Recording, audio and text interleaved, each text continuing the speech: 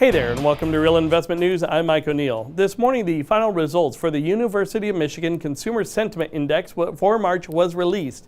And the final tally was actually revised down a little bit from 102 down to 101.4, but that is still up from January and February, and it's actually the highest that we've seen since January of 2004. And when you take a look at the average of the index going back to 1978, you can see that we are still well above the average of 85.8. All of that sounds really great, right?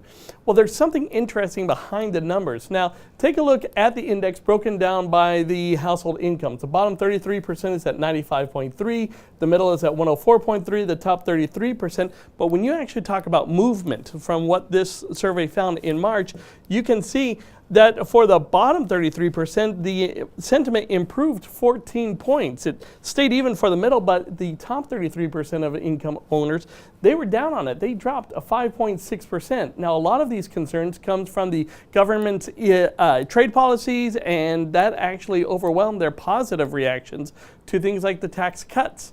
And then there is this. We know that about 75% of the GDP is determined by consumer spending.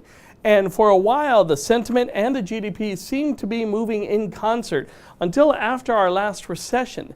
But then after that happened, there was a split. While the GDP actually began to climb, the sentiment, they were a little more gun shy. It took a long time for them to regain their confidence. But now, as you can see, the sentiment is continuing to climb, but the GDP has kind of stalled out. And as we know, most of this sentiment growth has been on the backs of those in the bottom 33%.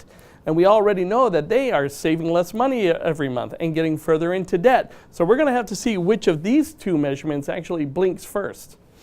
That's it for now. Thank you so very much for watching. Please be sure to follow us on Facebook, Twitter, subscribe to our YouTube page, check out our past reports at realinvestmentnews.com. I'm Mike O'Neill, and we'll see you again in a couple of hours.